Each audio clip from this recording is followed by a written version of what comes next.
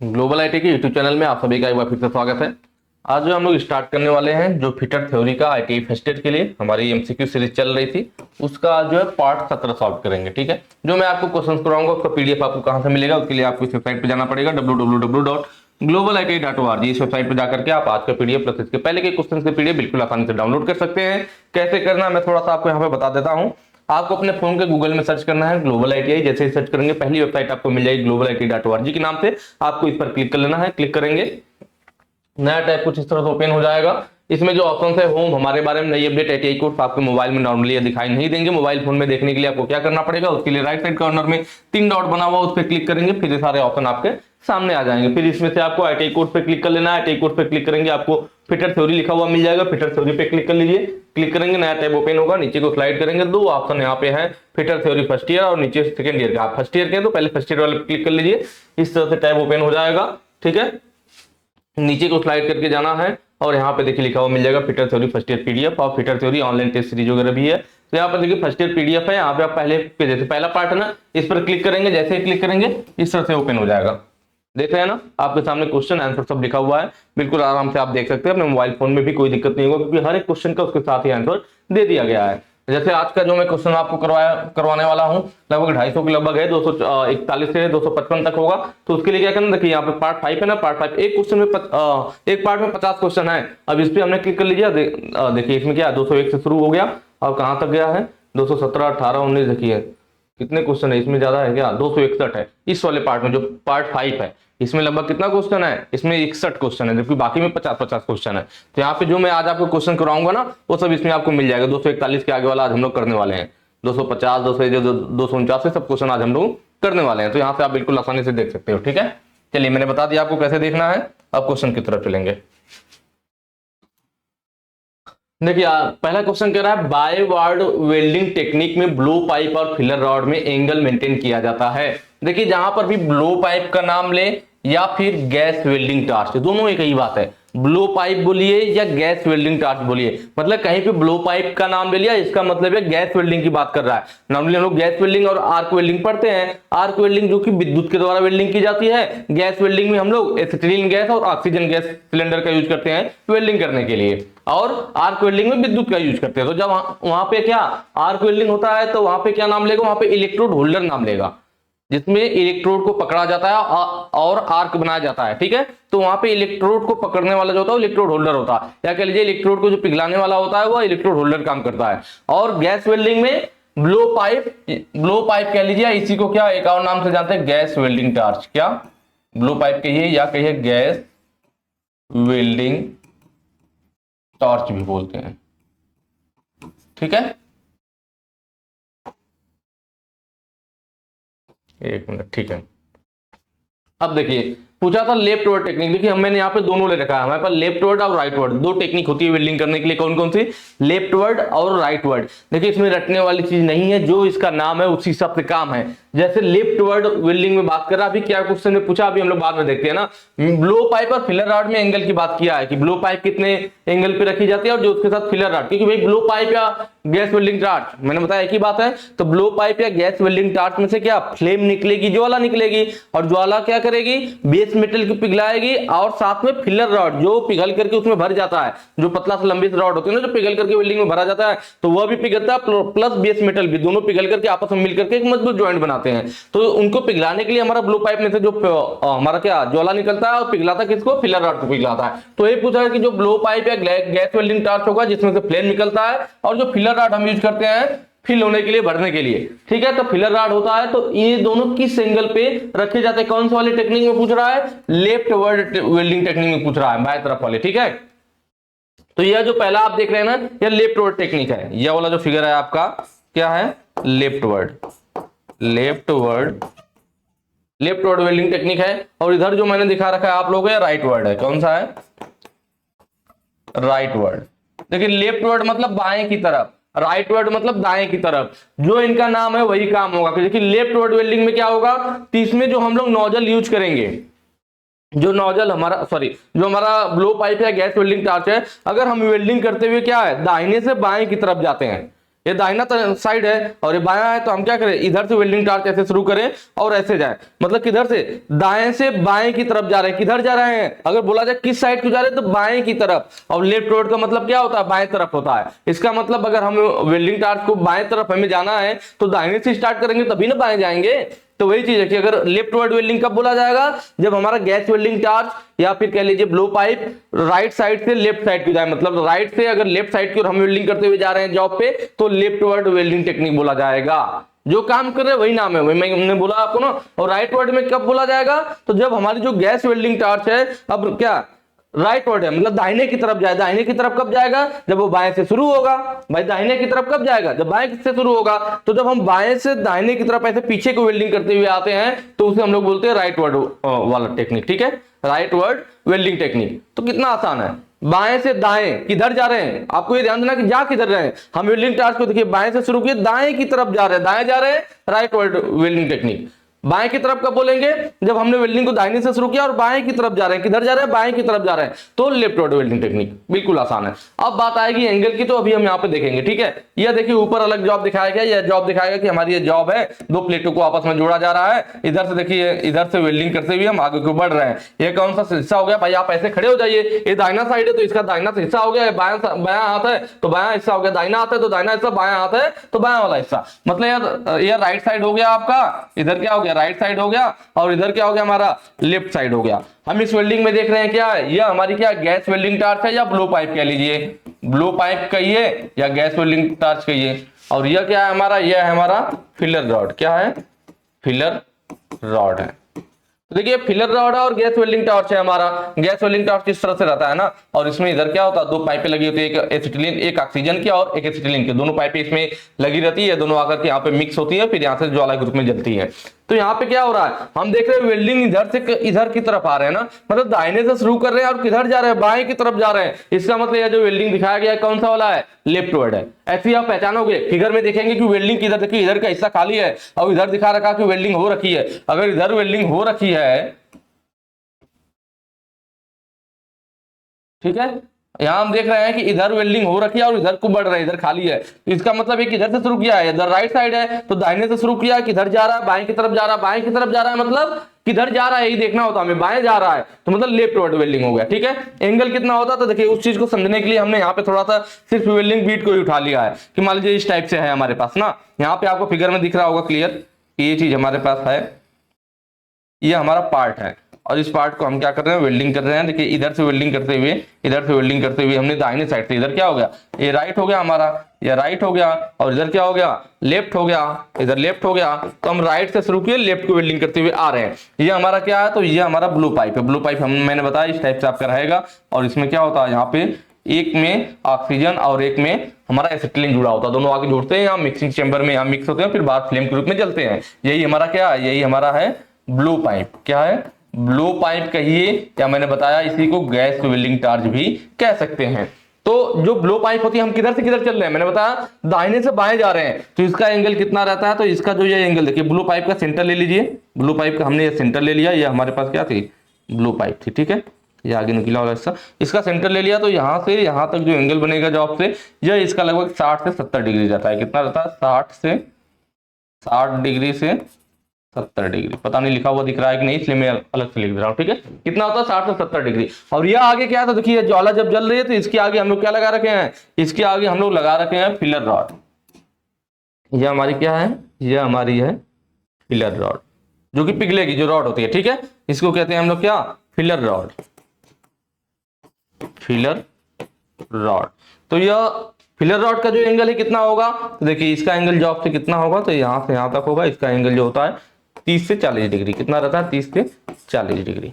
ठीक है, तो यह हमारी वेल्डिंग टॉर्च है और इधर को बढ़े, इसके आगे क्या, हमारा फिलर रॉड है। तो आप देखेंगे कि हम वेल्डिंग को किधर से किधर को जा रहे हैं, दाएं से बाएं, इधर ऐसे जा रहे हैं। और देखने में भी लग रहा है कि हम इसको इधर से इधर क्या कर रहे हैं, पुश कर रहे हैं, धक्का दे रहे हैं, तो इसलिए इसको पुश वेल्डिंग भी बोल देता है। नाम ध्यान रखिए, लेफ्ट वेल्डिंग भी बोलता है, और वेल्डिंग टार्च ऐसे आगे को लेके जा रहे हैं ना, किसी चीज को आगे को ऐसे करते हो तो इसका मतलब धक्का दे रहे हो, तो इसको पुश वेल्डिंग भी बोल देता है कभी कभी। या फिर ऐसे आगे को जा रहे हैं ना, तो फॉर हैंड वेल्डिंग भी बोलता है, आगे की तरफ। बैकवर्ड मतलब पीछे की तरफ, तो बैक हैंड बोलता है इसको। इसको क्या भाई, यह जो ऐसा लग रहा है कि हम इसको लेकर के आगे की तरफ बढ़ रहे हैं या आगे की तरफ धक्का दे रहे हैं, इसलिए इसको पुश वेल्डिंग भी बोलता है, पुश वेल्डिंग टेक्निक। या फिर फॉरवर्ड, लेफ्ट ऑर्डर के अलावा इसको क्या फोर हैंड क्या बोला जाता है,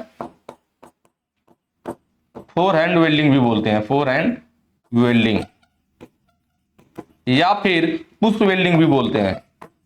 आगे को जा रहा है ना, पुश दे रहे हैं, पुश वेल्डिंग टेक्निक भी बोला जाता है। ये सारी चीजें हो गई। एक चीज और हम इसमें देखते हैं कि उष्मा किसको ज्यादा मिल रही है। हम देख रहे हैं जब यह हमारा टार्च जल रहा है तो पहले इसके आगे क्या जा रहा है, इसके आगे पहले आ जा रही है फिलर रॉड, फिलर रॉड से होकर फिर हमारी उष्मा, क्योंकि भाई इसी के जस्ट आगे हमारा फिलर रॉड लगा हुआ है ना, तो जैसे जैसे ब्लो पाइप आगे बढ़ेगा ऐसे, और फिलर रॉड पे से उष्मा होते हुए फिर जॉब पे पहुंचेगी। पहले उष्मा किसको मिली, फिलर रॉड को, उसके बाद जॉब पे पहुंची, तो इसका मतलब ज्यादा उष्मा किसको मिलेगा। तो इस टेक्निक में, लेफ्ट वर्ड टेक्निक में अधिक उष्मा किसको मिलती है, फिलर रॉड को मिलती है। किसको मिलती है, फिलर रॉड को। और कम उष्मा किसको मिलती है, तो भाई अधिक उसको कम उष्मा जॉब को मिलती है। किसको मिलती है, जॉब को। जो हमारा जॉब जिसको वेल्डिंग करना है, जो कह लीजिए बेस मेटल है, तो बेस मेटल को हमारा कम उष्मा मिलता है, फिलर रॉड को ज्यादा, क्योंकि फिलर रॉड पहले आगे आ जा रहा है। और चूंकि फिलर रॉड को ज्यादा मिल रहा है, जॉब को कम हीट मिल रहा है, कम उष्मा मिल रहा है, इसीलिए इसका यूज किया जाता है फेरस और नॉन फेरस दोनों मटेरियल के लिए। किसके वेल्डिंग के लिए यूज किया जाता है इसका यूज, फेरस और नॉन फेरस दोनों के लिए। फेरस और नॉन फेरस दोनों के लिए यूज किया जाता है, ठीक है। और पतली सीट के लिए, क्योंकि जॉब को कम उष्मा मिल रही है, तो पतली सीट की भी वेल्डिंग की जा सकती है, पतली सीट के लिए भी इसको यूज कर सकते हैं।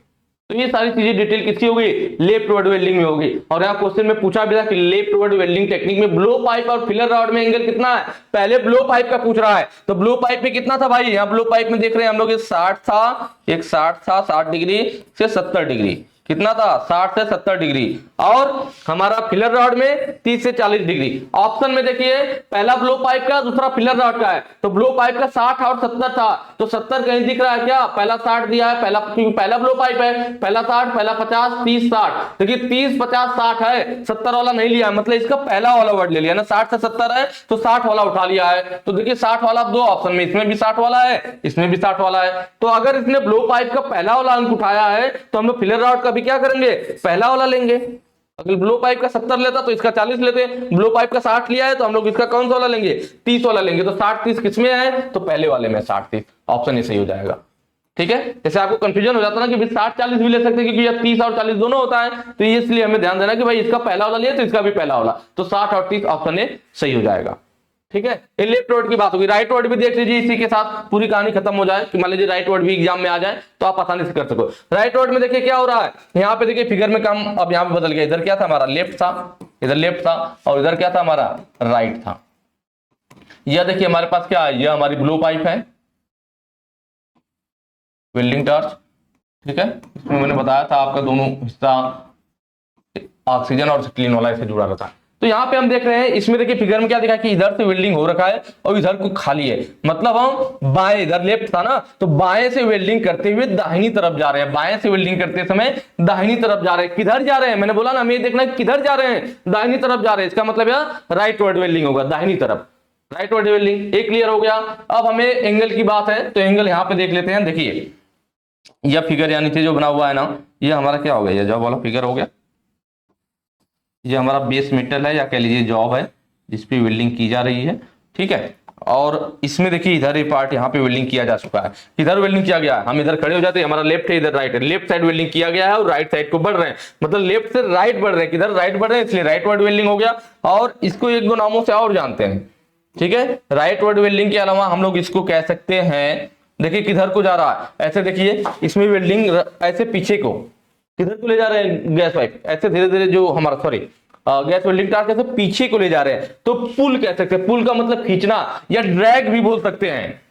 क्या, एक तो बैक हैंड भी बोला जाता है कि पीछे जा रहे हैं ना, इसमें ऐसा लग रहा था इसको आगे बढ़ रहे थे, तो फोर हैंड यह पीछे जा रहा है, पीछे की तरफ जा रहा है, तो बैक को जा रहे हैं, पीछे की तरफ लेकर के गैस वेल्डिंग टार्च को जा रहे हैं, इसलिए इसको बैक हैंड वेल्डिंग भी बोलते हैं। क्या बोलते हैं, बैक हैंड बोलते हैं, या फिर एक और नाम से जानते हैं पीछे को खींच रहे हैं तो पुल, भाई पुल मतलब खींचना होता है ना, या फिर ड्रैग मतलब भी खींचना होता है, तो पुल वेल्डिंग, ड्रैग वेल्डिंग या फिर बैक हैंड वेल्डिंग भी बोला जाता है। राइट वर्ड के अलावा ये 2-3 नाम और हैं, तो सबको ध्यान रखिए, रखने वाली चीज नहीं है। आप समझिए कि हम गैस वेल्डिंग चार्ज को पीछे की तरफ अब ले आ रहे हैं, भाई इधर से इधर पीछे की तरफ जा रहे हैं तो बैक हैंड हो जाएगा, या फिर कह लीजिए ऐसे पीछे की तरफ आप कोई चीज पुल करते हो, खींचते हो ना, तो पुल करना, पुल करने का मतलब पुल वाला कह सकते हो, या ड्रैग खींचना।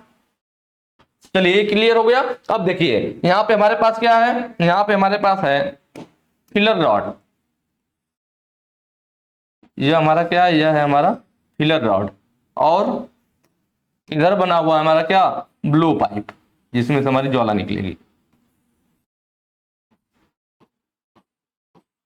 ठीक है, यह ब्लो पाइप मैंने बताया ऐसे होगा, और यहाँ पे आगे दोनों चीजें होंगी, ऊपर ऑक्सीजन एसिटिलीन। ठीक है, अब ब्लो पाइप है या फिर यह क्या है, हमारा ब्लो पाइप है, ब्लो पाइप या गैस वेल्डिंग चार्ज की मैंने बताया था, ब्लो पाइप या गैस वेल्डिंग चार्ज। और यह क्या है, हमारा फिलर रॉड है, क्या है, फिलर रॉड। ठीक है, अब इसमें आप देखिए कि एंगल की बात किया जाए तो जो ब्लो पाइप का एंगल रहता है यहां से यहां तक, ये जो ब्लो पाइप का एंगल होता है ना, इसमें 40 डिग्री से 50 डिग्री रहता है। किसमें रहता है, राइट वर्ड वाले में। लेफ्ट वर्ड वाले में 60 से 70 था, इसमें 40 से 50 रहता है। जबकि फिलर रॉड का, यह जो हमारा फिलर रॉड है, फिलर रॉड का सेम एंगल वही रहेगा। फिलर रॉड का एंगल क्या रहेगा, 30 से 40 डिग्री। दोनों में फिलर रॉड का एंगल सेम रहता है, गैस वेल्डिंग चार्ज का एंगल बदलता है। ये हो गया। अब इसमें हम देखेंगे कि उष्मा किसको ज्यादा मिल रही है, इसमें उष्मा किसको ज्यादा मिल रही है। ठीक है, यहां देखिए भाई हम इसको पीछे को लेके आ रहे हैं, और यहाँ वेल्डिंग जो हमारा फिलर रॉड है यहाँ है, और इसको पीछे को ले आ रहे हैं, तो ये पहले आगे को चल रहे तो डायरेक्ट हीट इसको मिल रहा था, अब ज्यादा हीट किसको पहले मिल जाया करेगा, जब आपको ये पीछे पीछे आ रहा है, भाई ये पीछे पीछे आ रहा है इसके, तो फिर फिलर रॉड को कम उष्मा मिलेगा। मतलब इसमें जो होता है हमारा राइट वर्ड वाले में, फिलर रॉड को क्या होता है, इस फिलर रॉड को कम उष्मा मिलती है, कम उष्मा मिलती है। ज्यादा किसको मिलता है, जॉब को, जॉब को अधिक उष्मा। क्योंकि जॉब को ज्यादा उष्मा मिल रहा है, इसीलिए हम लोग इसका यूज किसके लिए करते हैं, तो इसका यूज हम लोग करते हैं, इसका जो यूज करते हैं हम लोग किसके लिए करते हैं, तो मोटी प्लेट के लिए, क्योंकि ज्यादा उष्मा जॉब को मिल रहा है, इसीलिए मोटी प्लेट के लिए, या फिर स्टील की वेल्डिंग के लिए, स्टील के लिए।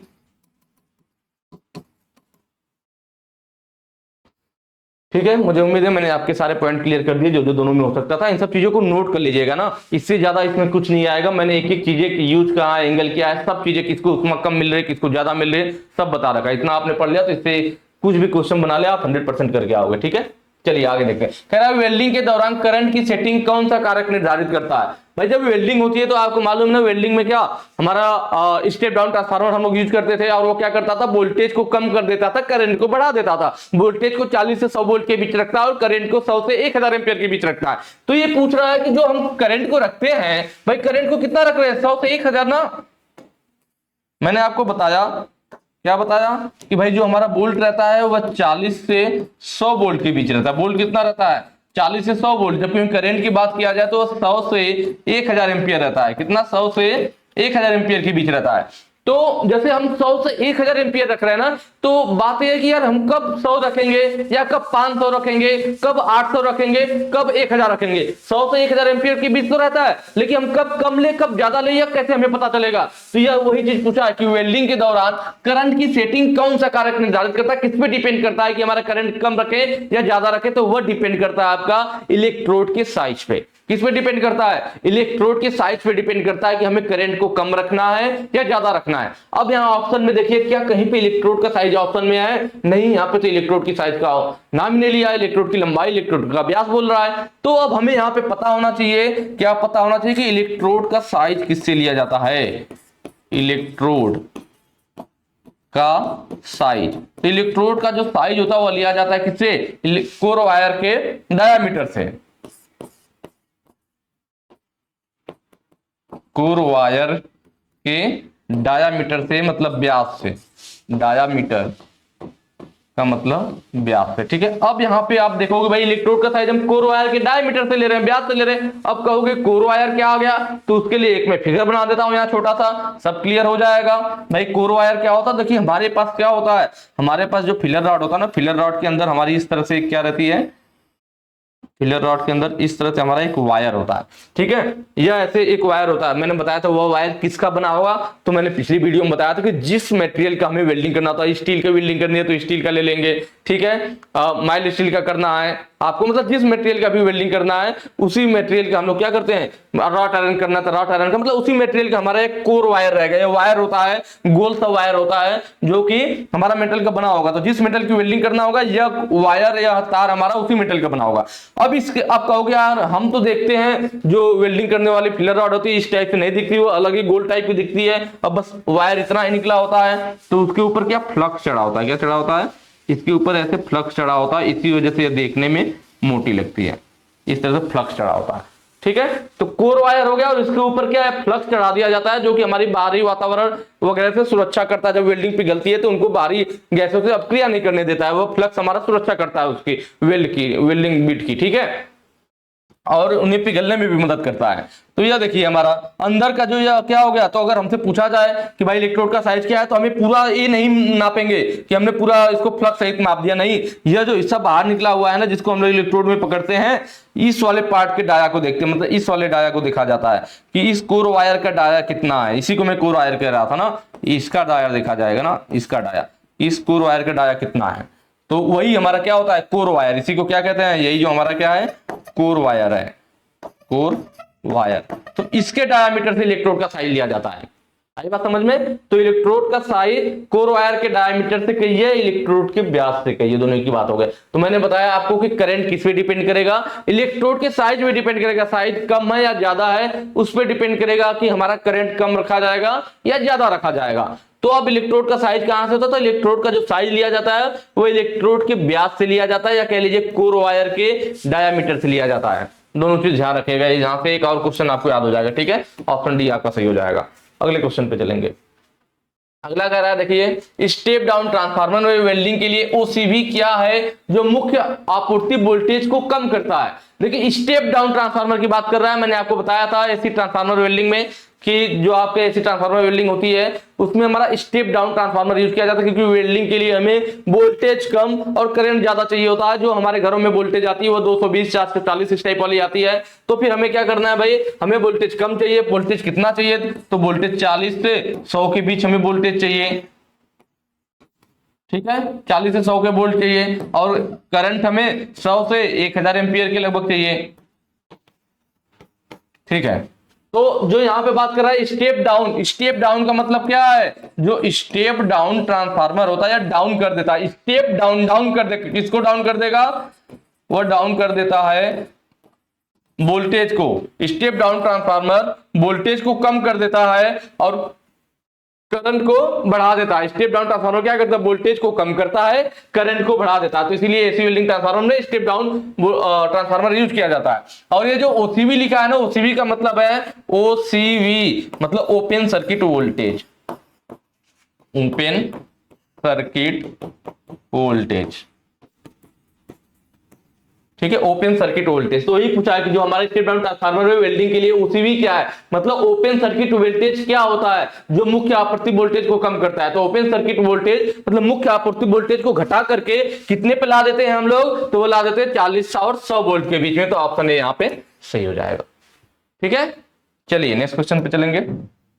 अगला कह रहा है कि कौन सी वेल्डिंग मशीन जो सभी प्रकार के इलेक्ट्रोड का उपयोग करके लव और अलव दोनों धातुओं के लिए, फेरस नॉन फेरस दोनों के लिए, एसी और डीसी दोनों की आपूर्ति करने के लिए डिजाइन की गई है। मतलब इनमें से वो कौन सा वाला हमारा वेल्डिंग मशीन है जो क्या कर सकती है, सभी प्रकार के इलेक्ट्रोड का यूज कर सकती है वेल्डिंग के लिए। सभी प्रकार के इलेक्ट्रोड का मतलब है कि जिसपे फ्लक्स चढ़ा हो और जिसपे फ्लक्स ना चढ़ा हो, ठीक है। हमारे पास कुछ ऐसे भी इलेक्ट्रोड होते हैं जिसपे फ्लक्स नहीं चढ़ा होता, सिर्फ कोर वायर ही रहता है, और कुछ रहता है जिसपे फ्लक्स भी चढ़ा होता है। तो ऐसी वेल्डिंग मशीन कौन सी है जो चाहे हमारा फ्लक्स चढ़ा हो चाहे विदाउट फ्लक्स वाला हमारे पास इलेक्ट्रोड हो, उसको भी यूज कर सकता है। फेरस और नॉन फेरस दोनों की वेल्डिंग कर सकता है, और क्या कर सकता है, और जो एसी और डीसी दोनों की आपूर्ति के लिए बना हुआ है। तो ये सबसे मैंने आपको देखिए पिछली वीडियो में ये चीज भी बताया था कि जो नीचे के हैं देखिए यहाँ पे रेक्टिफायर सेट और मोटर जनरेटर सेट और इंजन जनरेटर सेट, यह तीनों कौन से हैं, यह वाला यह तीनों हमारे कौन से, rectifier, motor generator set, engine generator set, यह हमारे डीसी वेल्डिंग मशीन में आते हैं। किसमें आते हैं, डीसी वेल्डिंग मशीन में आते हैं। डीसी वेल्डिंग मशीन में आते हैं, जबकि जो यह ट्रांसफार्मर सेट लिखा हुआ है ना, ये हमारा एसी वेल्डिंग मशीन में आता है, एसी वेल्डिंग मशीन में आता है।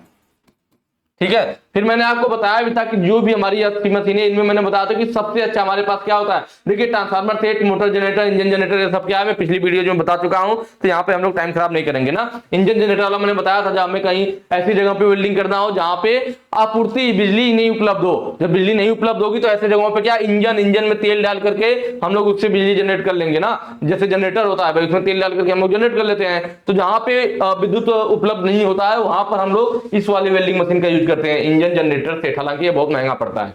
ठीक है, तो इस तरह से मैंने आपको बताया था। यहाँ पे है देखिए रेक्टिफायर सेट, जब मैंने आपको पढ़ाया था तो बताया था पिछली वीडियो में कि जो रेक्टिफायर सेट होता है यह सबसे अच्छा होता है, क्योंकि यह फेरस नॉन फेरस दोनों की वेल्डिंग कर सकता है। इसमें फ्लक्स और विदाउट फ्लक्स दोनों वाले इलेक्ट्रोड यूज किए जा सकते हैं, और एसी और डीसी दोनों कर सकता है। ठीक है, जनरली डीसी के लिए होता है, बट इसमें कुछ क्या करता है, यह एसी को डीसी में बदल देता है, लेकिन हम इसमें कुछ और रेक्टिफायर या परिवर्तक अलग से लगा करके उससे डीसी को एसी में भी बदला जा सकता है, मतलब एसी और डीसी दोनों दे सकता है। तो यहाँ पे ऑप्शन ए सही हो जाएगा ना, ऑप्शन ए वाला सही हो जाएगा, रेक्टिफायर। ठीक है, ये रेक्टिफायर का फिगर है आपके सामने। चलिए अगला क्वेश्चन, आकृति में दिखाए गए वेल्डिंग प्लांट में किए गए सुरक्षा संचालन का नाम बताइए। कि यहाँ पे देखिए क्या हो रहा है, यहाँ पे हम देख रहे हैं यह एक जॉब है, हमारे पास क्या है, एक जॉब है। यहाँ पे है हमारे पास क्या, इलेक्ट्रोड होल्डर। इलेक्ट्रोड होल्डर मतलब आर्क वेल्डिंग की जा रही होगी। फिर इलेक्ट्रोड होल्डर में यह देखिए इलेक्ट्रोड पकड़ा गया है और इलेक्ट्रोड से यह चिंगारी निकल रही है। तो जब हम यहाँ पे क्या करें भाई, ये इलेक्ट्रोड पिघलेगा, यहाँ बेस मेटल भी पिघलेगा। तो जब हमारे बेस मेटल पिघलेगा, इलेक्ट्रोड पिघलेगा, तो वहां से धुआं उत्पन्न होगा वहां पे क्या, और वो धुआं हमें नुकसान भी करेगा भाई। यहाँ पे जो धुआं उत्पन्न होगा, जो वहां पे लोग हैं या जो वेल्डिंग कर रहा है उसको नुकसान करेगा। तो इसीलिए जो भी धुआं वगैरह उत्पन्न होता है, जो हीट जनरेट होने पे यहाँ पे जो धुआं वगैरह निकलता है उसको बाहर खींच करके निकाल दिया जाता है। तो उसके लिए देखिए अलग से पाइप लगी होती है। क्या लगा हुआ, जब पाइप है तो यहाँ पे वेल्डिंग करता है, जो धुआं निकल रहा है उसको देखिए पाइप अपने अंदर खींच रहा है। तो यहाँ पे ऑप्शन देखिए, ऑप्शन डी जो दे रखा है, exhaust duct capture fuses and gases, मतलब निकास वाहिनी फ्यूज और गैसों को पकड़ती है। मतलब यहाँ पे जो पिघलने पे जो गैसें वगैरह हैं इनको खींच करके, या निकास वाहिनी ट्यूब है जो खींच करके बाहर कर देती है। तो ऑप्शन डी यहाँ पे सही हो जाएगा। ठीक, चलिए अगले क्वेश्चन पे चलते हैं। अगला कह रहा है एक्स के रूप में चिन्हित भाग का नाम क्या है। यहाँ पे जो सिलेंडर दिखाया गया है एक एसिटिलीन सिलेंडर है। आपको मालूम है, मैंने बताया था कि जो आपके पास क्या होता है, ऑक्सीजन सिलेंडर होता है वो पतला और लंबा होता है, एसिटिलीन सिलेंडर छोटा रहता है। तो छोटा सिलेंडर एसिटिलीन सिलेंडर है। इसके पार्ट का नाम पूछ दिया इसको, यहाँ पे पूछ रहा है कि भाई ये क्या है। ठीक है, इसको पूछ रखा है। चलिए देख लेते हैं। देखिए ये जो सबसे ऊपर यहाँ पे है ना, ये जो यहाँ पे, उसको हम लोग कहते हैं क्या, वाल्व स्पिंडल। क्या बोलते हैं, वाल्व स्पिंडल। ठीक है, उसके बाद अगर इसकी बात की जाए, यह क्या है, तो हमारी स्टील की बोतल है। क्या है, स्टील बोतल। ठीक है, अगर यहां पे पूछा जाए इसके अंदर क्या है, तो इसके अंदर घुली हुई एसिटिलीन है। क्या है, घुली हुई एसिटिलीन है, जिसको हम लोग डिसॉल्व कह सकते हैं, घुली हुई डिसॉल्व्ड एसिटिलीन।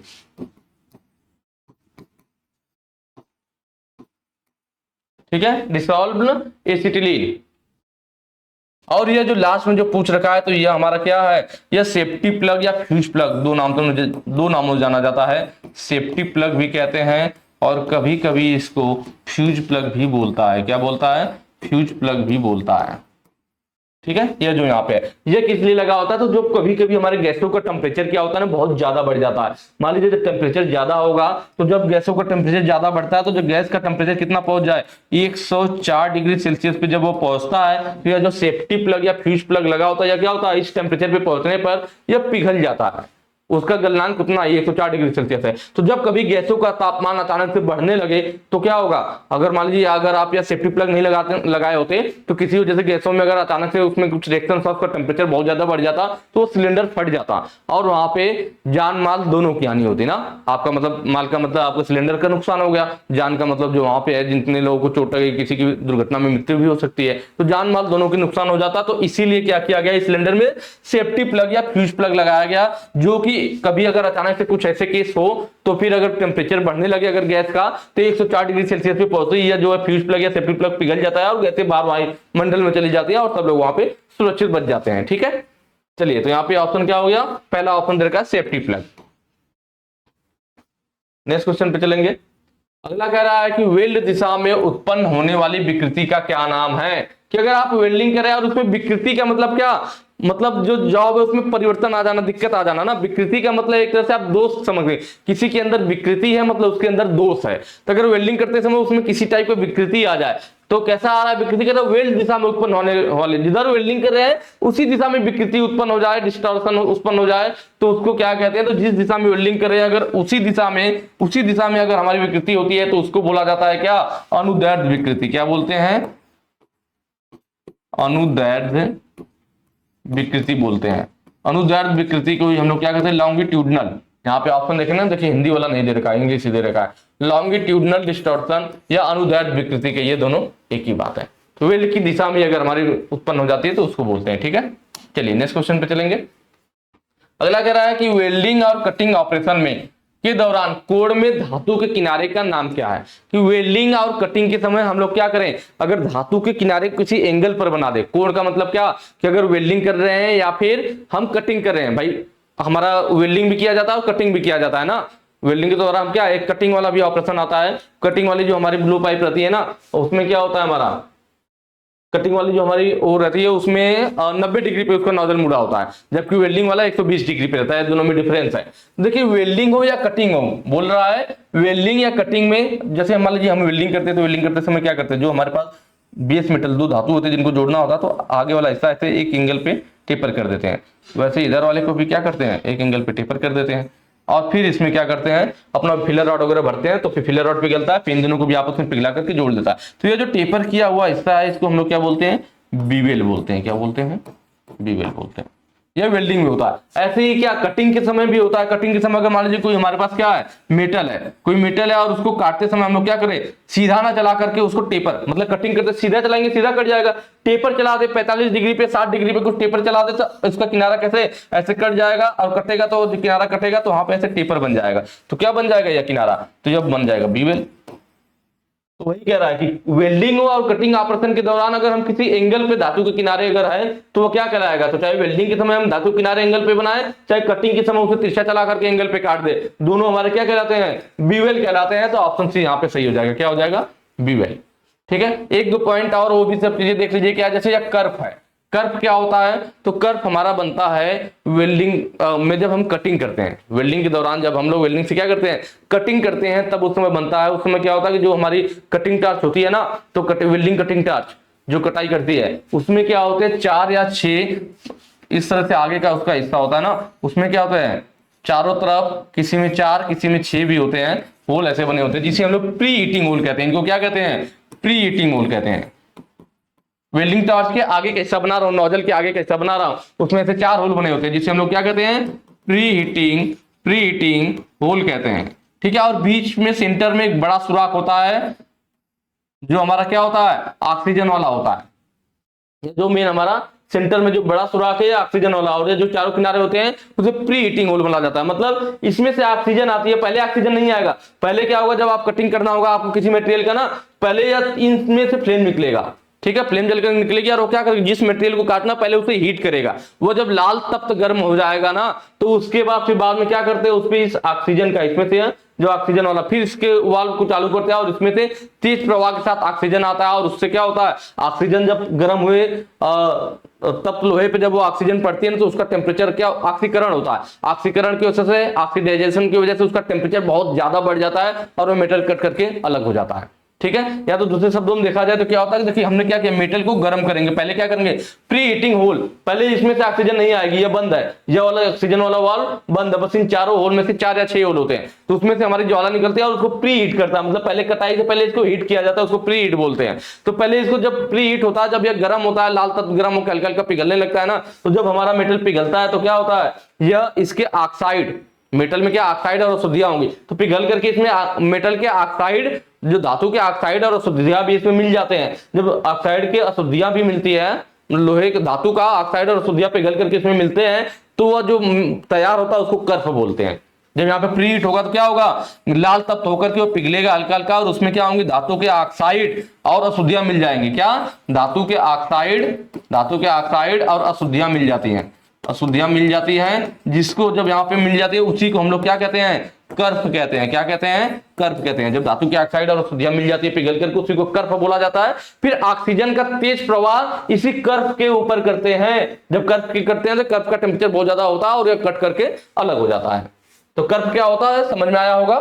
ड्रैग क्या है? तो देखिए मैंने वेल्डिंग में आपको बताया था, जब हम लोग राइट वर्ड वेल्डिंग कर रहे थे तो अब क्या कर रहे थे, जो हमारा गैस कटिंग टार्च था, उसको किधर को किधर ले जा रहे थे, राइट वर्ड में, मतलब राइट तरफ ले जाते हैं, मतलब पीछे को। ड्रैग मैंने बताया ना, पुल बोलते हैं, पुल वेल्डिंग मतलब खींचना, ड्रैग मतलब भी खींचना। तो जब राइट वर्ड वेल्डिंग करते हैं तो उसी को हम लोग ड्रैग वेल्डिंग भी बोल देते हैं। तो ये आपका ड्रैग है ना, खींचना। और एक यहाँ पे देखिए एक इंपॉर्टेंट चीज आपको यहाँ देखिए, गाउजिंग। गाउजिंग क्या है? तो देखिए गाउजिंग और वेल्डिंग यह दोनों एक दूसरे के विपरीत है। वेल्डिंग के द्वारा दो पार्टों को जोड़ा जाता है। वेल्डिंग क्या है? Welding is joining. Welding is joining मतलब वेल्डिंग जोड़ता है दो पार्टों को। वेल्डिंग क्या करता है? दो पार्टों को जोड़ता है। जबकि गाउजिंग क्या करता है? गाउजिंग दो पार्टों को अलग करता है। Gauging is separating. स्पेलिंग शायद मुझे लग रहा है गलत होगी ना, इसको चेक कीजिएगा आप लोग, इंग्लिश थोड़ी कमजोर है। सेपरेटिंग, गाउजिंग इज सेपरेटिंग मतलब ये अलग करता है। जो वेल्डिंग किया हुआ पार्ट है ना, तो उसको जैसे दो पार्टों को आपने वेल्डिंग कर दिया, दो पार्टों को हमने क्या कर दिया, दो पार्ट है हमारे पास, इनको हमने वेल्डिंग के द्वारा जोड़ दिया। तो गाउजिंग क्या करता है कि इस वेल्ड धातु को हटाता है। जो वेल्डिंग किया हुआ धातु है, वेल्ड धातु को हटा करके उन्हें अलग करता है। तो समझ में आया होगा, गाउजिंग और वेल्डिंग दोनों वर्ड एक दूसरे के विपरीत है। वेल्डिंग दो पार्टों को वेल्ड धातु मतलब फिलर रॉड को पिघला करके, बेस मेटल को पिघला करके जोड़ देता है। तो फिलर रॉड और बेस मेटल को पिघला करके देखिए यहाँ पे जोड़ दिया गया, वेल्डिंग हो गया। अब गाउजिंग क्या करेगा, इस वेल्ड मेटल को जो पिघला करके जोड़ा गया था, इस वेल्ड मेटल को हटा देगा और इन दोनों पार्टों को अलग कर देगा। तो गाउजिंग इज सेपरेटिंग मतलब गाउजिंग अलग करता है और वेल्डिंग जोड़ता है। चलिए सारी चीजें हो गई होंगे, नेक्स्ट पे चलते हैं। अगला कह रहा है आकृति में दिखाए गए वेल्डिंग दोष को पहचाने। यह आकृति है, इसमें कह रहा है कि कौन सी वेल्डिंग दोष है। ठीक है, यहाँ पर देखिए कई सारा फिगर दिखाया गया, इस वाले देखेंगे तो ज्यादा क्लियर हो जाएगा।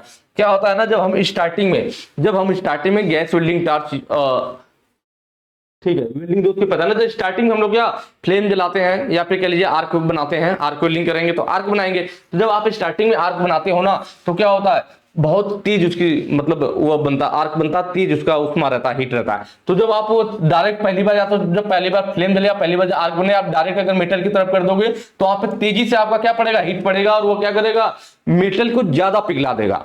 मेटल को क्या करेगा, एक जगह पे ज्यादा पिघला देगा। तो जहां मेटल ज्यादा पिघल जाएगा वहां का क्रॉस सेक्शन एरिया कम हो जाएगा। फिगर में आप देख रहे होंगे, इधर क्रॉस सेक्शन एरिया इतना है, इतना है, पर यहाँ पे देख रहे हैं ना, यह वेल्डिंग किया हुआ पार्ट है, इतना क्या है, यह वेल्डिंग कर दिया गया। भाई स्टार्टिंग में जब जला था, हीट ज्यादा होने की वजह से क्या हुआ, यहाँ पे ज्यादा मटेरियल पिघल गया। जब मटेरियल यहाँ पे ज्यादा पिघल जाता है तो वहां पे क्या होता है, क्रॉस सेक्शन एरिया थोड़ा कम हो जाता है।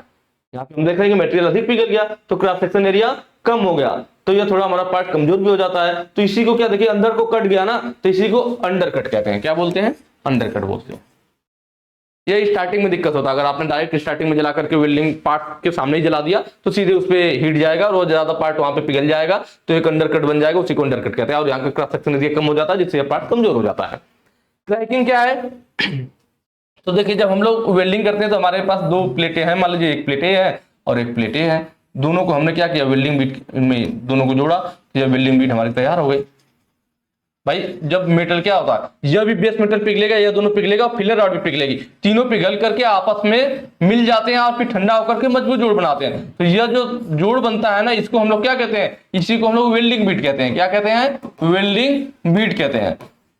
तो वेल्डिंग बीट बोला जाता है। तो यह क्रैकिंग कैसे होती है, तो जब वेल्डिंग बीट हमारा जब पिघल करके आपस में जुड़ जाते हैं तब, तो जब वो ठंडा होते हैं, भाई पहले तो पिघल के आपस में मिल गए, तो जब वो ठंडा हो रहे होते हैं, अगर वह असमान रूप से ठंडा हो तो इनमें क्या होता है, क्रैक उत्पन्न हो जाता है। या वेल्डिंग बीट में क्या होगा, वेल्डिंग बीट में हमारा क्रैक उत्पन्न हो जाएगा, वेल्डिंग बीट में क्रैक उत्पन्न हो जाएगा, उसी को हम लोग क्या कहते हैं, क्रैकिंग कहते हैं। यह क्यों उत्पन्न होता है, जब हमारी वेल्डिंग बीट असमान रूप से ठंडी होती है, समान रूप से ना होकर के असमान रूप, जैसे आप देखते हैं कोई मेटल गर्म है, आप उसमें पानी फेंक दो तो तुरंत क्या होगा, बेंडिंग हो जाएगा उसमें या क्रैकिंग आ जाएगा, क्योंकि कुछ पार्ट क्या होगा, वो एक साथ ठंडा नहीं होगा। मान लीजिए कोई मेटल खूब गर्म कर रखा, उसे बाहर छोड़ दीजिए, वो धीरे धीरे अपने आप एक समान रूप से ठंडा हो रहा है, कोई दिक्कत नहीं आएगी। तो अचानक से पानी फेंकेंगे तो क्या होगा, कुछ पार्ट अपना धीरे धीरे, कुछ अचानक से तेजी से ठंडा हुआ तो तुरंत उसमें क्रैकनेस आ जाता है, मेटल फट जाता है।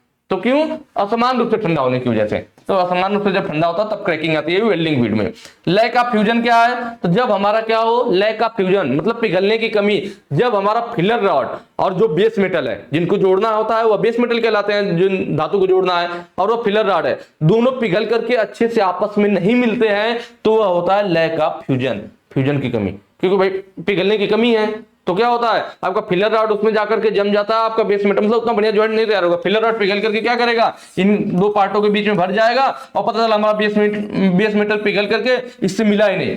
ज्वाइंट कब अच्छा तैयार होगा, जब बेस मेटल भी पिघले दोनों और फिलर रॉड भी, तीनों आपस में घुल जाए और फिर धीरे धीरे ठंडा होकर के मजबूत जोड़ बनाए। ठीक है, इसमें क्या होगा कि फिलर रॉड तो पिघल जाएगा, बेस मेटल पिघलेंगे नहीं, जब वो नहीं पिघलेंगे तो अच्छे से आपस में मिल नहीं पाएंगे, तो उसी को बोला जाता है क्या, लैक ऑफ फ्यूजन, फ्यूजन की कमी, पिघलने की कमी। इनकम्प्लीट पेनिट्रेशन, यह भी मैंने आप लोगों को बताया था कि जब कम गहराई, इनकम्प्लीट पेनिट्रेशन का मतलब मैंने बताया था गहराई तक, जब हम कहीं पे वेल्डिंग कर रहे होते हैं तो क्या हो कि जो हमारा फिलर रॉड है ना, जब आए और इसमें क्या पिघल करके ऊपर तक गिरे, पूरा गहराई तक ना पहुंच पाए, ऊपर ही सूख करके ज्वाइंट बना ले, वो पूरा अंदर गहराई तक नहीं पहुंच पाएगा, तो उसी को क्या बोला जाएगा, इनकम्प्लीट पेनिट्रेशन की, मतलब पूरी गहराई तक नहीं पहुंच पाया। चलिए नेक्स्ट क्वेश्चन पे चलेंगे। अगला कह रहा है वेल्डिंग करते समय सिलेंडर की चाबियों को सिलेंडर से क्यों नहीं हटाया जाता है। भाई जब वेल्डिंग कर रहे हैं तो चाबी के द्वारा उसको हमने ऑन किया सिलेंडर को, तो उसके चाबी सिलेंडर के पास ही छोड़ देते हैं, क्यों, गैस रिसाव को रोकने के लिए, गैस आपूर्ति को समायोजित करने के लिए, बार बार खोलना और बंद करने के लिए, आग के मामले में जल्दी से बंद करने के लिए। देखिए ये जो ऑप्शन डी वाला है, चाबी वहीं पे इसलिए छोड़ देते हैं ना कि मान लीजिए आपका क्या हुआ कि भाई गैस सिलेंडर में किसी वजह से आग पकड़ लिया, आग पकड़, आप पता चला गैस सिलेंडर को आपने चाबी से ऑन कर दिया, अब चालू हो गया है काम, आपका वेल्डिंग का चल रहा है, पर कोई ऐसी सिचुएशन आई जिस वजह से सिलेंडर में आग पकड़ लिया, आप चाबी लेकर के बाहर चाय पीने चले गए हो, ठीक है, अब यहाँ पे आदमी ढूंढ रहा है कि अरे यार वो चाबी कहाँ गई, चाबी कहाँ गई, जब तक ढूंढेंगे तब तक वहां सिलेंडर ब्लास्ट कर जाएगा, आपका माल का भी नुकसान होगा और जान का भी होगा। ठीक है, इसीलिए क्या होता है कि जो हमारे पास चाबियां होती है सिलेंडर की, उसको क्या करते हैं, वेल्डिंग करते समय सिलेंडर की चाबियों को सिलेंडर से अलग नहीं हटाया जाता। वही पूछ रहा है क्यों नहीं हटाया जाता है, इसलिए नहीं हटाया जाता है कि अगर मान लीजिए कोई भी सिचुएशन गड़बड़ हुई तो आदमी तुरंत जाकर के तुरंत चाबी से बंद कर सके। आई बात समझ में, ठीक, आगे चलेंगे।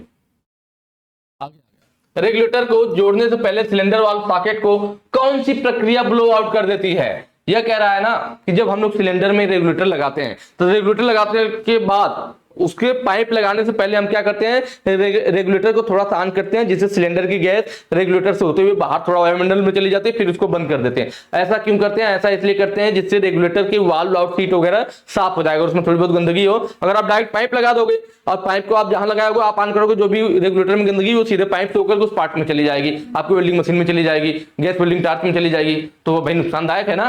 तो इसलिए क्या करते हैं, पहले सिलेंडर में जब भी रेगुलेटर लगाते हैं तो रेगुलेटर के वाल्व सीट वगैरह को साफ करने के लिए हम लोग थोड़ा सा रेगुलेटर को ऑन करते हैं, जिससे कि रेगुलेटर से क्या होती है, गैसें होते हुए वायुमंडल में बाहर थोड़ा सा निकल जाते हैं, फिर बंद कर देते हैं, उसके बाद पाइप लगाते हैं। तो इससे क्या होता है, वो रेगुलेटर को वाल्व सीट वगैरह साफ हो जाता है, और इस प्रक्रिया को हम लोग क्रैकिंग बोलते हैं। क्या बोलते हैं, क्रैकिंग। ऑप्शन ए सही हो जाएगा। वही पूछा था कि रेगुलेटर को जोड़ने से पहले सिलेंडर वाल्व सॉकेट को कौन सी प्रक्रिया ब्लो आउट कर देती है, जो सिलेंडर वाल्व सॉकेट को साफ करने के लिए, तो कौन सी प्रक्रिया किया जाता है, क्रैकिंग किया जाता है। समझ में आया,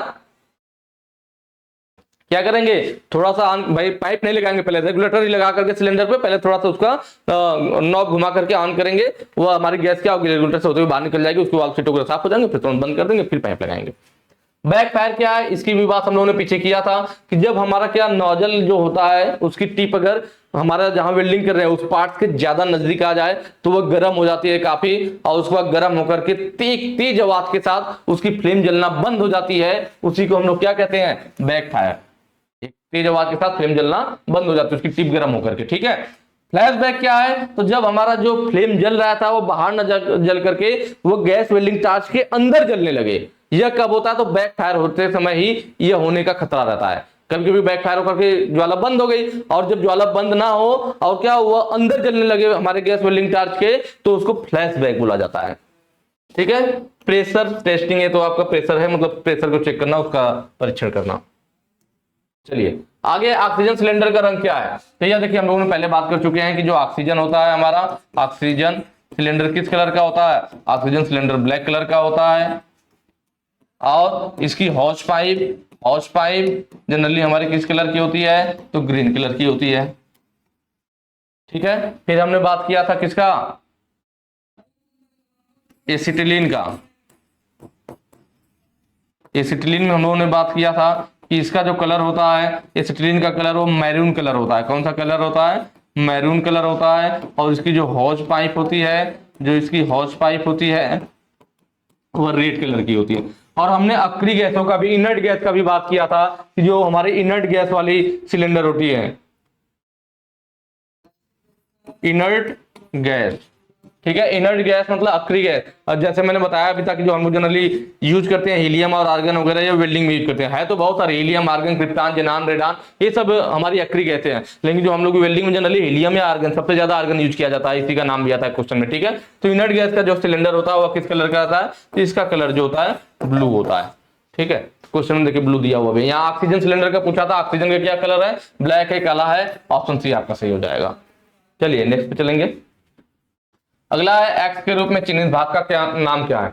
यार आप लोग थोड़ा सा ना कमेंट करके भी बता दिया कीजिए, थोड़ा अच्छा लगता है जब, क्योंकि मैं अक्सर वीडियोज के नीचे चेक करता हूँ, जब आप लोग कहते हो कि हाँ सर बहुत मजा आया, अच्छे से समझ में आया, तो उसको पढ़ करके थोड़ा अपने अंदर भी मोटिवेशन आता है ना, कि नहीं चलो ठीक है मैं अच्छा काम कर रहा हूँ। और जो तरीका मेरा है फिगर दिखा करके हर एक ऑप्शन को सॉल्व करवाना, ये आपके काम आ रहा है, आपको समझ में आ रहा है, तो थोड़ा सा आपका 10 सेकंड का समझ आएगा। वो कमेंट करके यार आप थोड़ा सा बता दिया कीजिए कि हाँ मजा आ रहा है नहीं आ रहा है ना।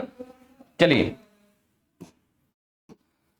एक्स के रूप में चिन्हित भाग का नाम क्या है? देखिए यहाँ पे हमारे पास क्या दे रखा है ना, ब्लो पाइप है, गैस वेल्डिंग चार्ज कह लीजिए। तो अब इसमें पूछ रहा है एक्स के रूप में चिन्हित भाग का नाम, इसका पूछ रहा है। तो देखिए यहाँ पे मैंने बताया था ना कि ऊपर क्या होता है आपका, इसमें ऑक्सीजन पाइप लगती है। क्या लगती है? यहाँ पे ऑक्सीजन पाइप, और नीचे एसिटिलीन,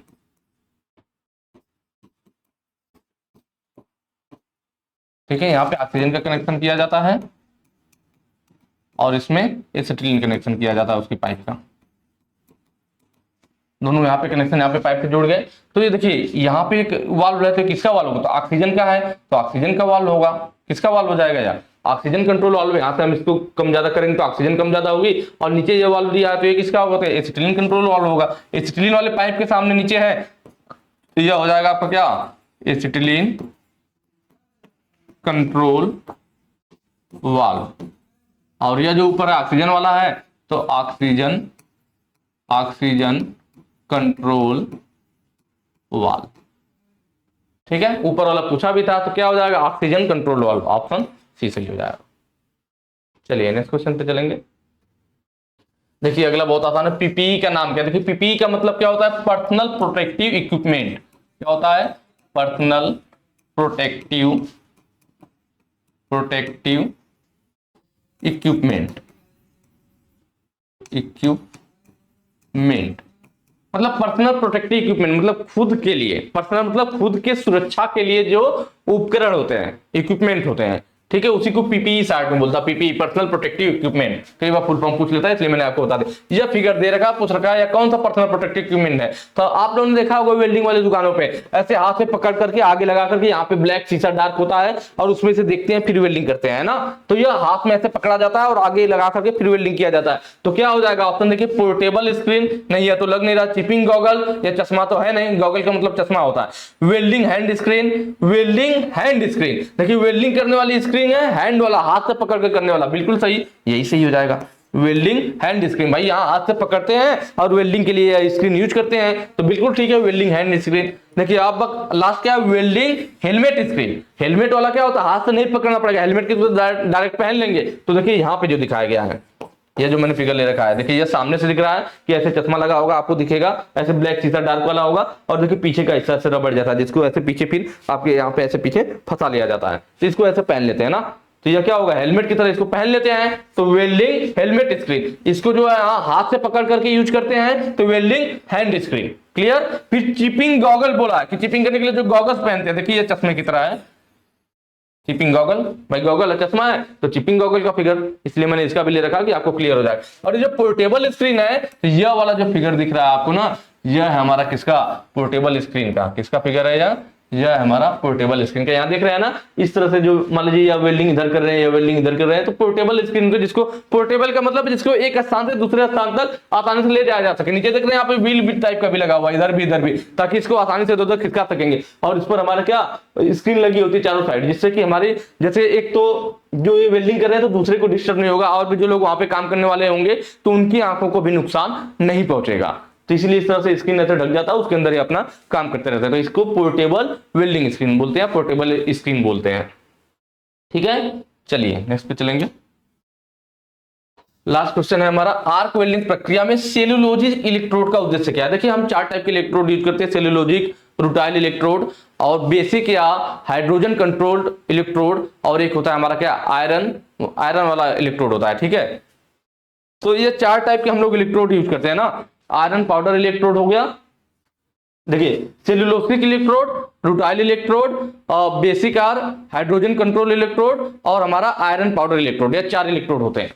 ठीक है, तो यहां पे पूछा है कि आर्क वेल्डिंग प्रक्रिया में सेल्यूलोसिक इलेक्ट्रोड का उद्देश्य क्या है, कि सेल्यूलोसिक इलेक्ट्रोड क्यों यूज करते हैं। तो सेल्यूलोसिक इलेक्ट्रोड इसलिए यूज करते हैं क्योंकि उसमें जमा हुआ स्लैग को हटाना बहुत आसान होता है। मतलब इसके द्वारा जब वेल्डिंग करेंगे तो जो उसमें स्लैग मतलब जो गंदगी पिघलता है मेटल, तो गंदगी इकट्ठा हो जाती है ना, तो उसको चिपिंग के द्वारा हटाना बहुत आसान होता है। किसमें, सेल्यूलोसिक इलेक्ट्रोड वाला अगर आपने यूज किया है तो। ठीक है, और ये ज्यादातर सेल्यूलोसिक इलेक्ट्रोड कहां यूज किया जाता है, तो सेल्यूलोसिक इलेक्ट्रोड ज्यादातर हमारा डीसी पॉजिटिव पे यूज करते हैं। कहां, डीसी पॉजिटिव, आई बात समझ में, ज्यादातर कहां यूज किया जाता है, डीसी पॉजिटिव पर यूज किया जाता है। इसमें एक चीज और है कि गैस अधिक उत्पन्न होती है। इसमें क्या होता है, गैस अधिक उत्पन्न। और इलेक्ट्रोड पर जो सेल्यूलोसिक इलेक्ट्रोड होते हैं ना, इलेक्ट्रोड पर फ्लक्स की पतली परत होती है। इसमें इलेक्ट्रोड पर फ्लक्स की पतली परत। ठीक है, और सेल्यूलोसिक इलेक्ट्रोड है, इसका बेस क्या रहेगा इस इलेक्ट्रोड में, इस इलेक्ट्रोड का जो बेस होता है वो सेल्यूलोज होता है, क्योंकि सेल्यूलोसिक इलेक्ट्रोड है तो सेल्यूलोज होगा। ठीक है, अगला देखिए कह रहा है हाई स्ट्रेंथ स्टील के लिए, कि भाई हाई स्ट्रेंथ स्टील, तो मैंने तो बता दिया किसके लिए होता है। तो हाई स्ट्रेंथ वाला भी देख लेते हैं कि जो हाई स्ट्रेंथ वाला हमारा होता है वो किसके लिए यूज किया जाता है। ठीक है, तो यह यूज किया जाता है हमारा हाई स्ट्रेंथ वाला बेसिक या हाइड्रोजन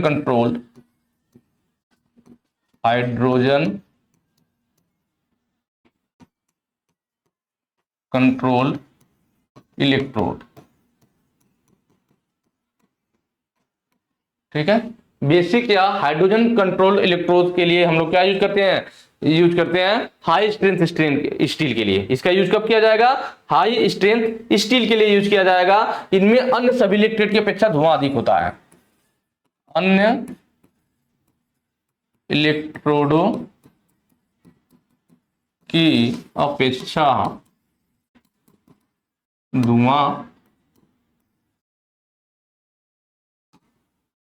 अधिक होता है। उसमें गैसें अधिक थी, इसमें धुआं अधिक होता है। ठीक है, इसका बेस की बात करता है कि इसमें बेस क्या यूज किया जाता है, तो कैल्शियम फ्लोराइड। इसमें बेस के रूप में हम क्या यूज करते हैं, कैल्शियम फ्लोराइड या कैल्शियम कार्बोनेट। शायद लिखा हुआ सही ना दिखे, जो मैं बोल रहा हूं उसको नोट कर लीजिएगा आप लोग। यह हो गया, किसमें हो गया, हाई स्ट्रेंथ स्टील के लिए जो हम लोग इलेक्ट्रोड यूज करते हैं वो बेसिक या हाइड्रोजन कंट्रोल्ड इलेक्ट्रोड होता है। ठीक है, क्या होता है, बेसिक वाला या हाइड्रोजन वाला होता है। और अन्य इलेक्ट्रोडों की अपेक्षा इसमें धुआं अधिक होता है, और कैल्शियम क्लोराइड या कैल्शियम कार्बोनेट इसका बेस होता है। बाकी जो नीचे का बच गया कि इसका उपयोग लो कार्बन स्टील के लिए और सभी स्थितियों के लिए। तो लो कार्बन स्टील और सभी स्थितियों के लिए जो हम लोग यूज करते हैं ना, इन दोनों के लिए लो कार्बन स्टील और सभी स्थितियों के लिए जो इलेक्ट्रोड यूज होता है वो रुटाइल इलेक्ट्रोड होता है। कौन सा इलेक्ट्रोड होता है, रुटाइल।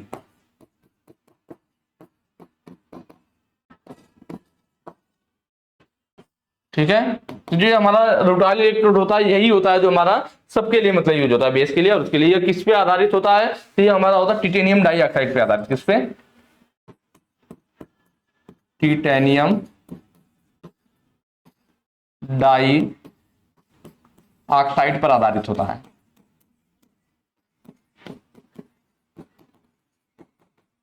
टिटेनियम डाई ऑक्साइड पे आधारित होता है। ठीक है, ठीक है। इसका बेस की बात किया जाए तो इसका जो बेस है वो सिलिकेट और सिलुलोज होता है। क्या होता है? सिलिकेट और सेलुलोज, सिलिकेट और सेलुलोज, ये इसके बेस होते हैं। तो यहाँ पे हमारा तीन टाइप के हमारे इलेक्ट्रोड्स हैं वो क्लियर हो गया। और लास्ट हमारा क्या बच जाता है? लास्ट हमारा बच जाएगा आयरन वाला ना। कौन सा बच गया? आयरन पाउडर, जो चौथा हमारा इलेक्ट्रोड था। देखिए भाई, पहला इलेक्ट्रोड यहाँ पे हो गया हमारा सिलिकेट, कलर चेंज कर लेते हैं। पहला हो गया हमारा क्या? सिलिकेट वाला सेलुलोसिक इलेक्ट्रोड। दूसरा हमारा क्या हो गया? हाइड्रोजन वाला। तीसरा हमारा रूटाइल वाला हो गया। और चौथा हमारा क्या हो जाएगा? Iron powder electrode, iron powder electrode. तो यहाँ पे मैंने आपको चारों इलेक्ट्रोड के बारे में बता दिया, इसको नोट कर लीजिएगा। इससे ज्यादा एग्जाम में कुछ नहीं आएगा। अगर आपके ये तो कॉम्पिटिटिव वाले एग्जाम में भी आपका काम कर जाएगा। ठीक है, तो आयरन पाउडर इलेक्ट्रोड का हमारा अगर देखा जाए बेस क्या होता है, तो इसमें जो हमारा बेस होता है ना, वह क्या हो जाएगा? आयरन ऑक्साइड और सिलिकेट।